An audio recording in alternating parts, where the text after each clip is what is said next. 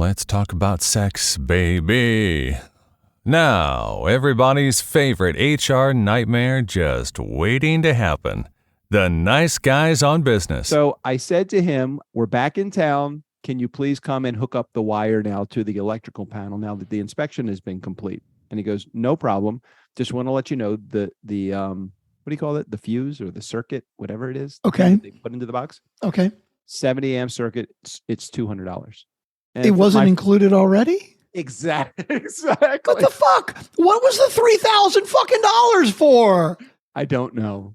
The point is, ladies and gentlemen, that greed, for lack of a better word, is good. Greed is right. Greed works. Greed clarifies, cuts through, and captures the essence of the evolutionary spirit. And greed, you mark my words, will not only save Teldar Paper, but also the Nice Guys Fuckery podcast. Most days, they take their meds. This is not one of those days. Welcome to Fuckery with the Nice Guys. No interviews, no business content. Just your two favorite slack-jawed mouth breathers ranting about whatever. Now, strap yourselves in for Nice Guys Fuckery with the kings of fuckery, Doug Sandler and Strickland Bonner. I can record. So I'm running hot today. I got like 30 minutes maybe for the fuckery. What? Oh, is it not going to be done in 30 minutes? Dude, I got shit to do, man. I got appointments at Walmart and we got clients that need me. And oh, well, the second thing I understand completely. The trip to Walmart can always wait, but the clients, they can never wait. Or see, I want to show you what is going on here. It is 6 o'clock. I'm drinking fucking coffee still. That's how hot I am running today. My ember mug, my black. You weren't showing me that you were drinking out of your mug. You were just proving to me that you were running hot and you're doing it with your ember mug. What exactly? So what the hell? You know, I actually listened to the episode of you and Erica and Emily. You did. It was pretty enjoyable, wasn't it? And I realized one thing that I never had realized before, since I haven't really tuned into many episodes that I haven't been a part of, how much I dominate the conversation.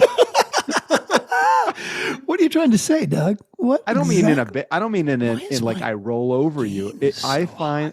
Now, what are you doing? What happened? I opened up my app and it said mic gain 36. I'm like, what the fuck was that? I'm too hot. I'm at 21. So put yourself at 21. And okay. Well, I'm at like 24 now. But now I sound quiet, but that's okay. I can turn myself. Well, you know, the thing that you can do is I'm looking at the app also. You can use the monitor mix and you can make you louder. Yeah. I can do that. That's okay. I might want to do that. Anyway, let's go ahead. I don't want to take too much time here. So I was listening to the conversation between you and Erica and Emily. And by the way, I don't know that I have ever stood for, there might've been one time an AC/DC concert in like 1985 that I might've stayed in line at the Heck Company. I think you did the Heck Company also. Yeah. Heck Company in Reisterstown, not mall. Reisterstown Road Plaza. That was it. Reisterstown Road Plaza. Yeah. All right. So this is how crazy I probably was. So at the time, the place to get Ticketmaster tickets or wherever you would go to get tickets was the Heck Company or Hutzler's or wherever the fuck it was. Yep. And the one that was in Baltimore City, which was the closest one to us where they had the ticket outlet, that would always be the one where everybody would go. So we developed a system and we discovered that if you go to another one, a less popular location, you could actually get tickets, even if you weren't there like 10 hours before. You could probably go 4 hours before. We drove to fucking Salisbury, Maryland. Oh my God, Salisbury. That's like 2.5 hours away, but that's a great fucking idea. I mean, not that it matters now, but like I was in Baltimore and I was thinking the same thing. Like I could go into the Baltimore store or the Towson. There was one in Towson too. Right. But I thought Reisterstown Road Plaza would be less crowded. And that's why I went there. But like Salisbury, like nobody. I mean, like 12 people lived in Salisbury. Right. Exactly. I know it's a very popular place now as an adult, but no, I don't think I didn't. I like their steak a lot. Salisbury steaks. Yeah. God, talk about what was it? Is it Swanson's or Swanson's? Yeah, TV dinners. Swanson TV dinners. Yeah. Now, do you recall? Before chicken nuggets, there was just fish sticks. Do you remember? Now, were you a part of that? Okay, so we grew up in the era that McDonald's created and invented the chicken nugget. I think they were the first ones on the scene to bring the chicken nugget. But before chicken nuggets, it was Mrs. Paul's fish sticks. Oh yeah, of course, yeah, absolutely. That is all. That is all they have. And I did not like tartar sauce. Lumpy mayonnaise, just to me, does not. I couldn't agree with you more. We're on the same page there. So I used to eat ketchup with my fish sticks. Anyway, I don't even remember what I was talking about. But excellent job. But as I was listening to the episode, there was a couple of spots in there between the conversation that you would either ask a question or the topic would die. Like you reach the end, you reach the fulcrum of the subject, and it was like you were waiting for some. Yeah, you even said it a couple of times. You're like, what else you got on your agenda, ladies? So like, yeah. Well, and you and I, we don't mind interrupting each other, and we know each other so well that we just dive right on in. But yeah, no, I'm totally with you, because I never come to the table with shit. I mean, we very rarely come to the table with anything. And Eric and Emily, I appreciate very much you bringing so many subjects to the table. Strickland came with nothing, though. Hey, I'm the tech guy. What can I say? I hit record. I mean, that's my responsibility right there. That is I'm doing that very well. Thank you very much. And you do what I would consider a yeoman's job. Is there any? I'm hoping, God forbid, is there any racial, like any kind of slang? Did I say something wrong by saying a yeoman's job? Oh God, I hope not. I hope there's nothing racial about yeoman's job. Good question. So a couple things that I want to take away that I had as takeaways from the episode. I just want to discuss them just for a quick second. First of all, I had no idea just writing the word K. I know, right? The letter K. I was like blown away. All the time I'm doing K. And I did discover something. If you ever finish a text message with a period, that's a mark of anger. Yep. Well, like, it's like putting exclamation points or something. And I was pounded in English class that you don't forget the fucking period at the end of a goddamn sentence. And so when I text, I often will, it just doesn't look right if you don't put a period at the end. But and is there a problem with just the emoji thumbs up? Is there a problem with that now? Apparently it's super dated and only old people like us use it. Why have it then? Well, if you're trying to make a point of to be an old folk, I have no idea. Okay, I just have one thing to say. Dancing lady. Okay, that's all I still haven't found the dancing lady yet, but I'm going to have to find it somewhere. I've never used the dancing lady emoji. And as I'm listening to this, I'm like, oh God, what was I listening to? Fuck, I can't even remember what I was listening to. They use the word, okay, now I'm really going to date myself here, I'm sure. They use the word woke. Oh, okay. Right? And I know that this is a word that is essential in today's, kind of like cancel and woke are two words that I don't understand how to use either one of them properly. I don't even want a lesson. Can we just move on to the next thing? Can we just do that? Yeah. I hope we can quickly move on from woke because I think woke is a weird, lame expression. But it's totally fine. All right, I got some questions for you. First of all, Italy was great. Had a great time. Glad to be back. 14 hours in a plane on the way back. It was fucking painful. I've kind of laid a line in the sand. The next time I go anywhere for that amount of time, I'm going to spend the money for first class tickets. It's just a long fucking flight, right? God, I just don't want to fly that far. If you're in a cocoon, though, and you can lay down and sleep, the problem is you can't sleep when you're sitting. Can you sleep sitting up straight? Yeah, I sleep on a plane some, but not a lot. Not a lot. It was not good. And they keep feeding you. It's kind of like when you're in the hospital, they keep coming in to take tests. And when you're on an airplane that's traveling intercontinental, they're always coming back to you with either, can I get you a drink? Can I give you this? I appreciate them, but don't fucking wake me to ask me if I want anything to eat or drink. Right? You see, that's on Southwest. Like if I got my eyes closed, and I'm like sleeping or like trying to sleep or something, I open my eyes and everybody else has drinks already. It's like, Oh, thank you for not bothering me to ask me what fucking drink I want. I appreciate that. Yeah. Well, we had a wonderful time. Really, really good time. Positano, which is like a seaside city with all sorts of, what does it say? Talk time 77%. Where does it say that? I'm looking at this new app that this Fathom app. This Doug Sandler is recording this call for note-taking purposes. By the way, you said we are live, right? And I'm completely not on Facebook to check the comments. So you check out whatever that Fathom thing is, and I'll figure out if anybody's leaving comments. God, talk about one more distraction in Strickland Bonner's life. That is the last thing that you possibly need is a distraction like Facebook. Here's the way I think about it is with Facebook. Facebook, you're just getting an early access to the episode. Exactly, 100%. That's what I said. Okay. You can get the fuckery 3 days early. No other bonus. There's no bonus like I'm gonna respond to you if you put a comment in the comments box. Hey, but this is really funny. I wanted to take a look. You know how you get your memories on Facebook? Like, this is what you posted how many days ago, right? Yeah. Okay, here we go. Check this out. I'm going to share my screen real quick because I just want to show it to you. What came up today, right now, on my Facebook memories. Okay, I am ready. Do you see? You're reading the book, Nice Guys Empower Others. So Strickland, we care about you on your Facebook memories. I thought you'd like to see the post from this page. What is the rest of that? Because why are you open to chapter 7? Because it's the nice guys on business. It's when your book came out, and the top of chapter 7 is a quote from me. How cool is that? Okay, so 8 years ago, let me think about this. So we were 8 years ago, March 14th. So we were probably somewhere around episode 2. Mm-hmm. What is the caption on that? If you click on it, I think it will tell you what you wrote as the caption at the time. Oh, really? So click on it. One of my favorite chapters. Thanks, Strickland Bonner, for always adding your support. Oh, so you posted that.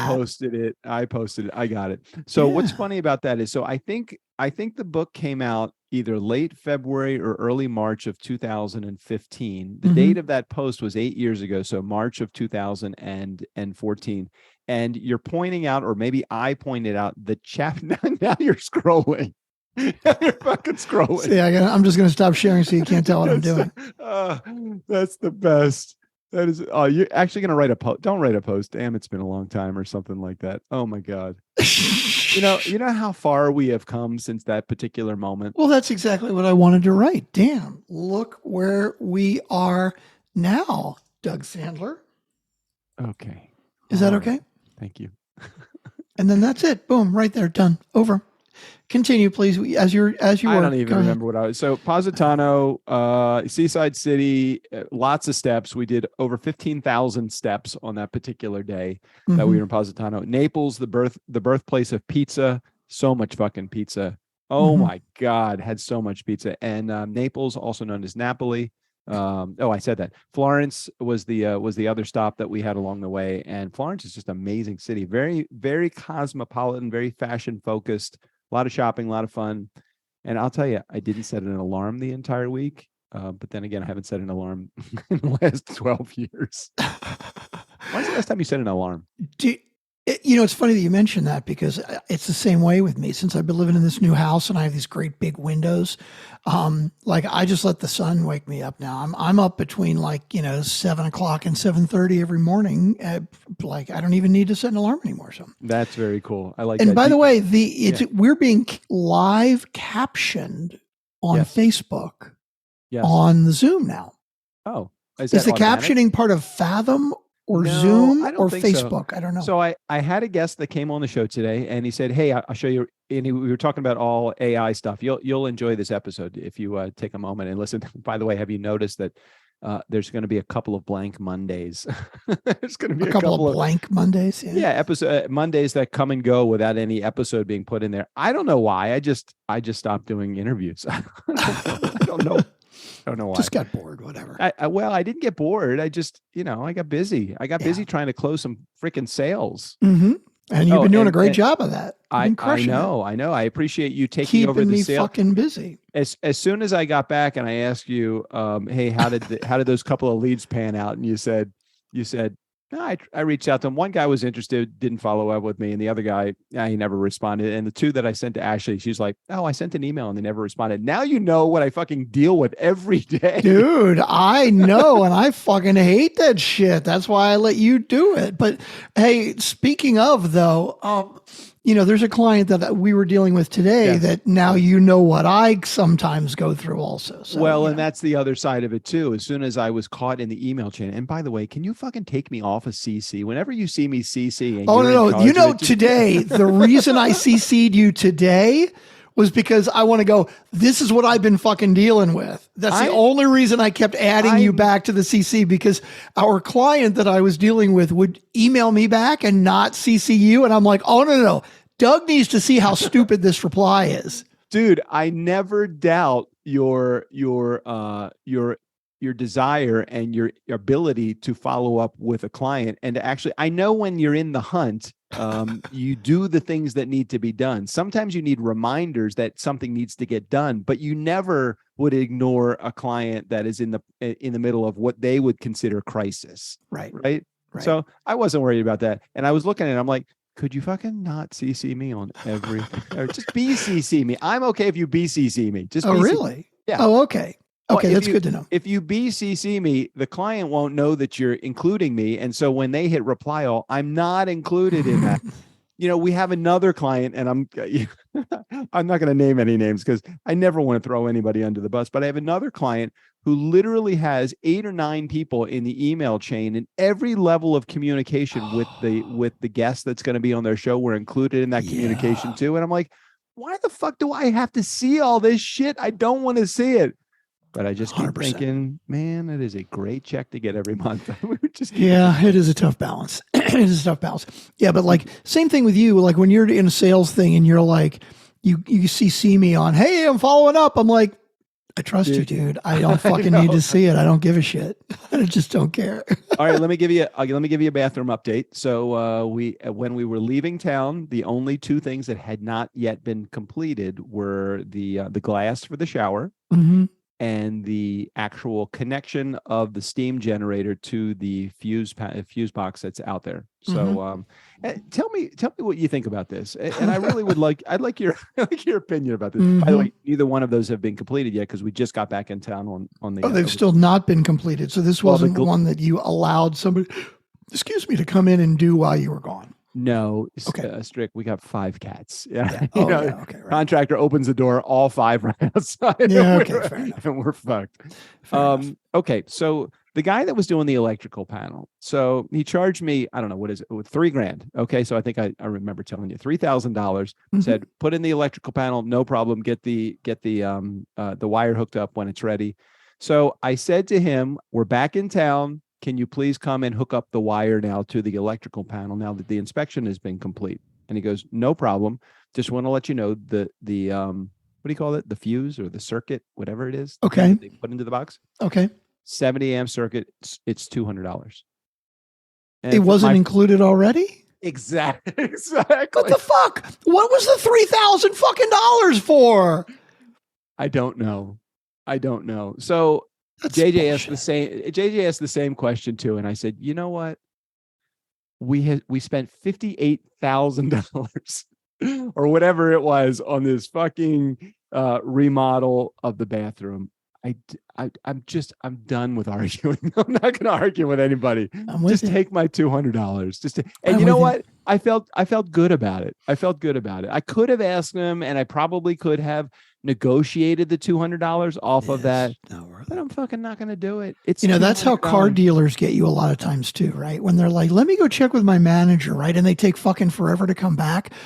I honestly believe they're just in the back dicking around, jerking off, selling to somebody else or whatever, because they know that the longer you're there, the more you get worn down to go, oh, fuck it. I just want to be done with this. I didn't want to deal with it. I didn't want to deal with it. And so I was thinking, all right, just fucking, that's fine. That's fine. Yeah. So I said, okay. That was my only response to him was, okay. He's like, okay, as in you acknowledge the price is $200 or okay, go ahead and do it. So as soon as he said that back to me, I'm like, Fuck you. You know, right? I know that's a shitty ass thing to do. Like, you know that you need that because you're an asshole. That's a shitty thing to do. Yeah. So we got those two things that are going to that still have to be done. Jared said, "Sure, it'll just be $3,000 more, no problem."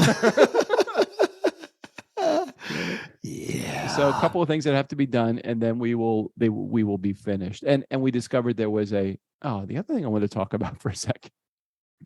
All right. So what was the actual time then? Like, I don't know if the time is still running because the glass isn't in. I think you and I decided that the time elapsed was officially complete. Okay. So how many weeks was it then? I'm going to go between 6 and 7 weeks for the entire project.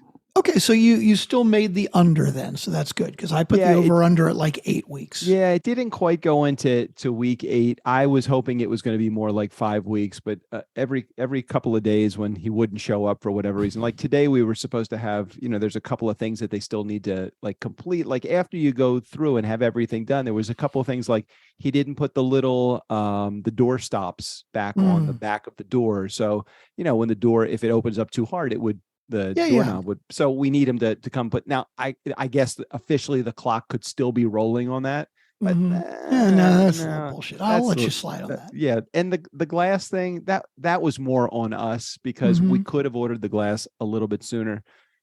But I really want to talk about a bigger subject, a more important subject, the subject that what fucking American invented toilet paper?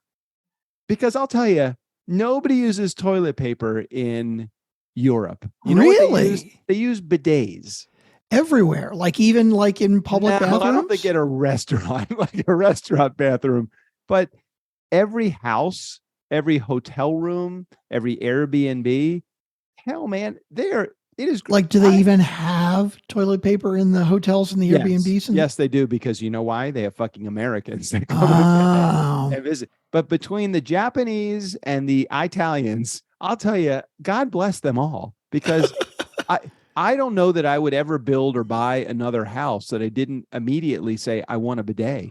Mm-hmm. They're great. Okay.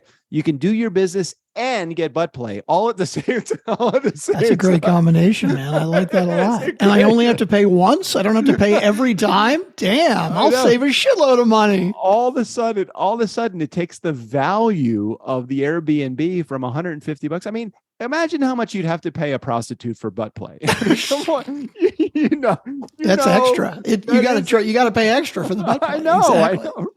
It's a premium service right there, definitely. That is a premium service. And on the other side of the bidet, especially with the Japanese toilets, you get a blow dry also. So because it's got the little fan in there. So I mean, I feel complete when I'm in there for like 3 hours today. I clearly need to get, because you can buy aftermarket ones that'll fit. You don't have to replace the whole toilet. Correct. You do not have to buy the Toto toilet to get the Toto toilet seat. And I'll tell you, it is worth it. I was really skeptical about it, but there is nothing better. Take out the water, the bidet feature for just a second. Sitting down on a warm toilet seat, it's kind of like biting into a warm chocolate chip cookie. I got to tell you, I think I might have mentioned this before. Like years ago, my wife wanted to get a towel warmer, right? Like for the bathroom, and I'm like, oh, this fucking like rich people have what fucking ever, right? And I still have the towel warmer, and if it broke, I would replace it fucking quickly. I'm telling you, I goddamn love that thing. I mean, it doesn't make a huge difference, but it makes enough of a difference that it's like, I get really spoiled, no doubt. Those in the community may be thinking, I haven't really heard Strickland talk about his divorce. And the reason he hasn't talked about the divorce is because they're still arguing over the towel warmer. That's the last thing on the list. Who's going to get the towel warmer? Right. In the divorce. Yeah. So why are you in a hurry? Where do you got to go? What's going on? Jared said, don't try this at home, kids. Toilet water and hair dryers don't mix well. Oh God. That's a good one. Where do I have to go? I'm just fucking running hot. I have so much shit to do still. It's just busy. We've got, as you know, a number of clients that we have gotten recently over the last 2 months or so. You're welcome. That are, I don't want to call them problem clients, because they're not problems, but they're clients that do things a little bit different, right? And a number of these clients, it's still things that I personally am doing that I'm not quite comfortable passing on to the team. I know one of them, but I don't know others. I only know one of them. Well, we have Grow Law Firm. Like, I don't mind naming names for this because I'm not complaining about them. I'm just commenting that they aren't our norm, right? Oh, Grow Law Firm with Tatiana. Yep. And so that's one that I have to do the actual posting onto Megaphone and then posting to their website and posting to YouTube. By the way, if you are a member of the Grow Law Firm marketing team, we love you. This is not a complaint. Yeah. These are just special things that only the CEO of the organization, right, of our organization, can handle. Why we haven't trained anybody to do this, I don't know. But you know what? That's Strickland's problem. Well, because we're still getting little things like Tatiana. Just today, I have an episode that's posting today. Yeah. And Tatiana said, hey, the image is a bit off. It's a little, they're a marketing company, right? Mm-hmm. So everything about the image is incredibly important. It's like the font and the canting and the spacing and the sizing. And it's like, you and I don't give a shit about that, but that's because we're not a marketing company. And I get it. Right. I'm sympathetic to that. This is what is important to them. And so she made a change to something today, right? So when we're posting, like, it is a lot of little tiny detail things that need to be done to post to their website in exactly the right way. And I'm just not comfortable passing it on to somebody else yet. I'm working on it. But we've got that. And then we also have Your Life, Your Legacy, which we're dealing with Basecamp. Oh, God. Right? Where we've got to also post YouTube, and then certain elements have to be put into certain folders on Basecamp and little things like that. And then we've got a launch tomorrow. I think we have 2 launches tomorrow. Wasn't one of our brand new guys, Nick? I thought Nick. No, Neil. Nick? Neil Conlon. Neil was going to launch tomorrow. He was supposed to, but like, it was less than a week ago. I think Jenny said, hey, Neil's going to launch next week. And I'm like, do we have a welcome episode yet? And she's like, oh, he'll have it tomorrow. And I'm like, yeah, we need it right away if he's going to launch. And I don't think I ever heard back. Anyway, we'll come back to that. I mean, there's just too much going on. That's the problem. I'm fucking no problem. I am happy to come back to a very busy, bustling organization. And you know what? How many times did I check in with you when I was gone? Not very often. Not very often at all. Like once, other than to send you pictures of pizza. No, I think so. Yeah, you did send me a lot of pictures of pizza. No, and we've got 2 brand new clients that we're taking over production starting in 2 weeks for each of them. And so they're both unique. I don't even know who they are. Sorry. See, you made the sales right before you left, and I've been taken care of. It was all a blur. I was probably stoned at the time. I needed to close the deal. It's all good. It's all good. We got them taken care of. Hey, you close the deal. You don't need to think about them anymore. Just forget them. I don't care. I love this company. This is the best philosophy on growing a business, is stay in your zone of genius. If you get outside of your zone of genius, you're doing the wrong fucking spot. Yeah, I had a meeting today with this guy, Larry, who was talking about, he's also a podcast producer and launches stuff. And he doesn't like doing production. So we're talking about maybe white labeling for his clients and stuff like that. And then he started talking about the network, right? Like, hey, let's create a network. And he was like telling me all and he said, if you wanted to get into something where we started a network, what features would you want it to have? And I'm like, dude, that is not my fucking lane. I'm like, I've got 50 clients that if you build it, right, and you show me what the advantages are, and I agree that they are good advantages, I am happy to bring my clients to the table and be a part of it. But if you want my opinion of what should be included, no, I'm staying in my lane, dude. I do not know. How many times through the years have we been courted by people that have said, I want to start a network, and we got all excited and got all in it and like ready to do it. And then it's so not what we know how to do. Right. Exactly. It's like, if anybody wants to start a network with our 50 to 70 clients or however many clients, I don't even know how many clients we have. I just know the check spends really good. How many, if somebody wants to start a network with us, that's fine. Strickland and I will be happy to participate. Just don't ask us to do anything. We will be happy to introduce you to everybody within our on our client list, as long as we feel like your product or your service is of value and would serve a value to somebody in our community. I'm into it, but don't ask us about the features that we need to have in this thing. We have just, it's like asking us to do marketing. It's right. Just not, it doesn't happen. It's not an option. It is not going to happen. All right. Well, I don't want to keep you from all of that stuff. Well, I appreciate that. Although we do have one voicemail. We do? Yeah. It's not for me. Should. I didn't. Not from you? No, it's totally not for me.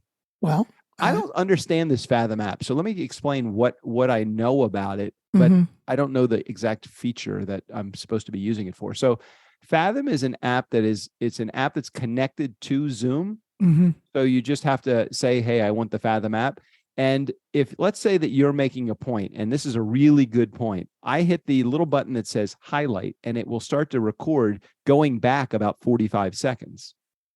So if you start making a point right now, and I'm thinking in my mind, I wonder if this point's going to go somewhere. This sounds kind of cool. He's making a valuable point that I think would be a good highlight of this particular episode. Instead of just starting right then when I start to think about it, it will, when I hit the record button, it goes back in the time machine 45 seconds and starts to record what happened 45 seconds ago. So it's not recording everything. It's only going to record things that you say, I think this is important. Well, it's recording a buffer of 45 seconds so that when I hit record, then I can hit end as soon as I think you're out of that point, or when I start talking, you can have an option of saying just only record the guy that's talking, or record the guy that's talking and the person that responds to that, and you can hit highlight.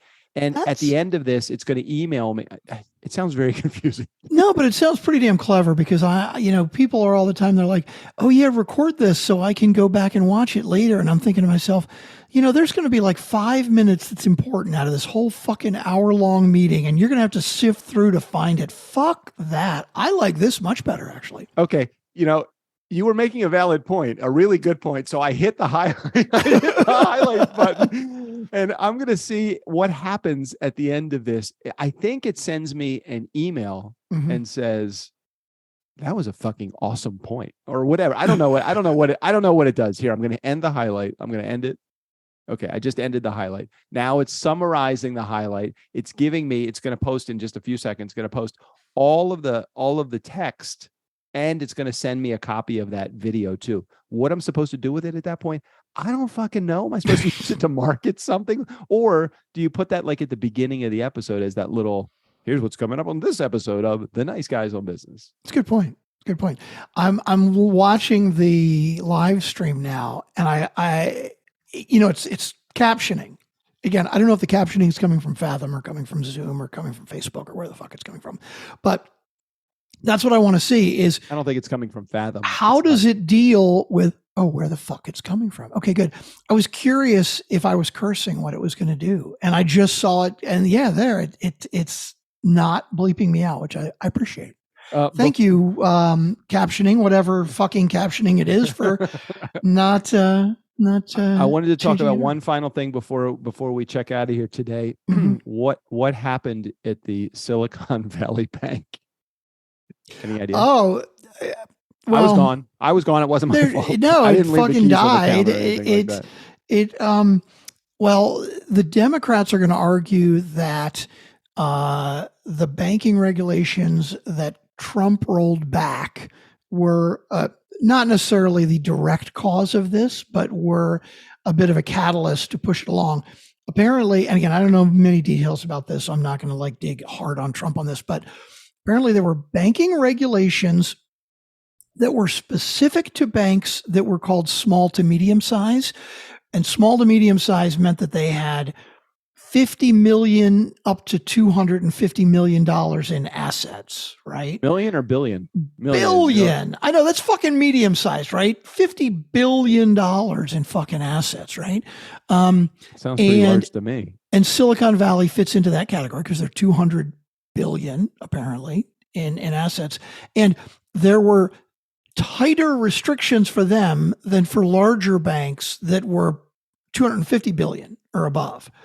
And in 2018, Trump rolled that back and basically said, no, 250 billion is a good starting point. We don't need to have this in-betweener. We don't need these guardrails for the medium-sized banks. Let's just fuck that. And many Democrats are arguing that if those guardrails had been there, that Silicon Valley would not have gone under. And apparently one of the reasons they went under, they bought a bunch of like mortgage shit. And what happens? The mortgage rates go up and they lose fucking money. Like, it's just so fucked up. Banking is fucked up. So all of that investment shit. The guy crazy. that ran SVB, is that what it was? Yeah, I guess. Silicon Valley Bank, SVB. Yeah. Greg Becker. It's not the same Greg Becker that created Sylvan Learning Systems out of Baltimore, is it? I don't think that it is. It looks like it's about the same age. The guy was born in 1967. Yeah. I don't think it's the same. It's the same guy. I have no idea. You remember Greg Becker though? He went to he was a Pikesville boy. Really? I did not know that. And he created Sylvan Learning Centers? I'm pretty sure. I don't think it's the same guy, but but it could. I can't. I'm looking at his picture. It could potentially be because it's about the same age as the guy. So what happens to a guy like that? So he's got a bank that's worth what, $300 billion or something like that, or whatever. Well, apparently 200 billion in investment assets, whatever. Okay. So they collapse. The bank goes under completely, right? So the federal government had to bail them out, but. So this guy, now here's the thing. My understanding, at least what they're talking about doing, is first of all, they're saying the government is not going to bail them out, but Wall Street will bail them out through something with the FDIC, right? Right. Fees that have to be paid to the FDIC to ensure deposits, and those fees are going to make sure that depositors actually will be able to take their money out, right? But you could also invest in, like, you could have bought stock in the bank. Right. Now, those people are fucked, which is totally the way it should be. If I invest in something like Sirius XM and it tanks, I should lose my fucking money, right? But if I have deposited money in the bank, that is insured. So just so I understand, do we now have a guy, CEO, founder, Greg Becker, who was worth $250 billion? Is he now living in his parents' basement? I mean, what happens to? I'm trying to think about what movie star starred in a role where he was like the top CEO of a big movie production company, and then he goes to live in his parents' basement because he's lost everything. It's funny that you say that, because to me, it's such a different level of wealth, right? Like, I watched Billions. Okay. I know you watched some of Billions. You didn't watch all the way through, right? Of course. So this last season, the season before the last season, the main guy, right? He basically ran off to Sweden or somewhere, and he's not on the show anymore. But what was interesting is, when he realized the hammer was coming down and he was fucked, he was going to have to go to jail, right? He basically opened up his safe at home, right? Right. Pulled out like $20 million in cash that he had laying around. He had a couple of offshore bank accounts that had, $100 or $200 or $300 million, and he hopped on his private jet and ran, right? I have to believe anybody that is worth 500 million, $1 billion, that you got to be smart enough to know that if it's all wrapped up in stock, it could all go up in smoke in an instant. So you got to have a couple million in cash, or 100 million in a fucking offshore account that can't be touched. I would think you have to have that kind of shit. How would you feel if you were the guy that was a billionaire and you only now have a $50 or $100 million left? Do you feel like, oh my God, I'm not going to be able to make, my lifestyle is going to, it's all about living at your means. Everybody is broke. We are all just broke at different levels. 100%. Think about where you were or where you are when you're making $250,000 versus you're making $50,000. You're probably living the same lifestyle, or you're you're like, hey, I'm going to buy a car payment. that's $1,000 as opposed to buying a car payment that's $250. Mm-hmm. Or I'm going to rent a place or I'm going to buy a place that's going to be $3,000 a month as opposed to an $800 rent payment. Right. Like I'll go to Vegas, right? And I'll go to the craps table, and in 15 or 20 minutes, maybe I'll lose $100. I'll lose $150, right? And I'm like, okay, yeah, $150, no big deal. I mean, I don't gamble money that's not entertainment money anyway. But I was just the other day thinking about the first time I went to Atlantic City, right? We lived in Baltimore, and I went to Atlantic City with a bunch of friends. It's a 3-hour drive, and I had $70. And it lasted me, I don't know, 2 hours, 3 hours or something. And it was gone. But, my friends weren't ready to come home. And I'm like, I don't have more money. I can't gamble. And I was like crushed that I lost $70. And it's like, now it's like a fucking drop in the bucket. But I'm with you, man. It's all relative. I feel very sorry for the people that invested in SVB Bank. I don't know what Greg Becker is going to do. I don't even know if there's any, do you think they'll get to the bottom of what actually, was there anything that was done that was like negligent, do you think? They're going to find out. But from what I can tell, and this is what also pisses me off, right? From what I can tell, nothing negligent was done. Now, they may find some shit that's shady or illegal or whatever, but my understanding was, well, the bank just didn't make smart investments, and, it came back to bite him in the butt. But that's what kills me. Well, I guess it all depends on what the ultimate outcome is, right? Because if the ultimate outcome is that the people that invested in it, that bought stock in it, get fucked, well, that's their problem, I guess, right? But if the government ends up having to fucking bail them out, and then they realize, oh, well, they didn't do anything illegal, well, then we got to change the fucking laws, right? Like, to me, look, I'm not a big government kind of guy, but like there's certain things like bank regulations that I think are pretty fucking important. All right. Okay, hold on a second. I got to understand this, and you might not have the answers, but let me just ask the questions, and maybe you can kind of direct me to Google or Chat GPT to answer the question or something like that. Yeah. So let's assume that a bank has $100 billion in assets. Okay. But because of investing and all the stuff, and they need to invest the money too, so they put some in some really long-term things. Right. Let's say they only have access to 20 of that $100 billion, but the bank, there's a panic and there's a run on the bank. And let's say that $50 billion of people come to the bank and say, I want my money. Now they only have 20 billion. They need to make up the 30.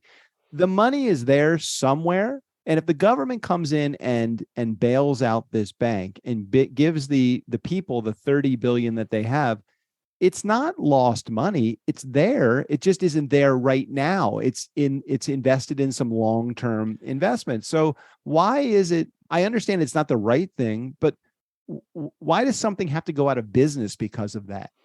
You remember the housing boom in 2008, right? This is the extreme version of this, but I think this is part of what happened here and what can easily happen. So let's say I'm a bank, right? And in 2007, I've got mortgages, like I'm buying mortgages, right? And it's houses that are worth $50 billion, right? Like I have $50 billion on paper. Right? It's going to be different though, because this is you're dealing with a lower value, or you're dealing with a mortgage that has been somebody's not paying. So like but here's the difference. Here's the difference. If I have $50 billion in what I call assets, forget whether anybody's paying on it or not. Okay. I've got $50 billion worth of real estate that I own because people have mortgages out on them. Doesn't matter if they've been paying them or not. I may not even own the loan. Maybe somebody else. I've just got this thing right now. 2008, everything crashes. The $50 billion that I've purchased in mortgages is now only worth $30 billion. because all of the houses that I own have just dropped 30% in value. Okay. All right, but hold on a second. The thing that they were investing in, I think, is like long-term treasury bonds or whatever it was. So it wasn't like they were investing in some shaky or illegitimate activities or investments. They were investing in something that was probably getting them, let's say, at the time, 4% was probably great. Now that inflation is or rates are up at 7%, it's flipped. It's a reverse. So it's really bad right now. So even though they can't get that money at 7%, they're only going to be able to pull 4%, but it's not like they lost the original principle. All the money is still there. It's just not gaining the interest that they want. Hey, welcome to my fucking life of buy high and sell low. I'm not going out of business. Why do they have to go out of business? Hey, if anybody else knows more about this than me, I would love to hear it, because this is the kind of stuff that confuses me too.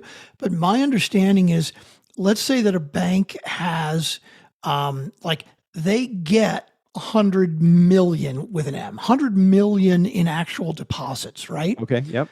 My understanding is that they can lend like 10 times that out. Oh.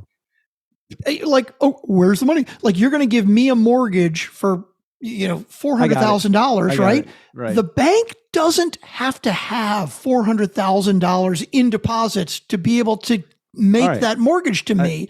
And so it's all so fucking shaky. What kills me, like, you can buy futures. This is what kills me, right? Like fucking Wall Street, right? Like, I could go out and I can buy a stock in a specific company or a specific service, or I can buy a group. I can buy a spider, which represents everything in the Dow Jones Industrial, or I can buy a mutual fund, which is somebody else has put together a bunch of bits and pieces of things that they think are going to do well, right? That's a lot of options, right? Yeah, lots. Apparently it's not enough, because I want to be able to buy oil futures. Now, what that means is I'm betting that it's like legal gambling. It is. It totally is. It's like I'm betting that next month oil is going to go down. So I'm going to buy it down.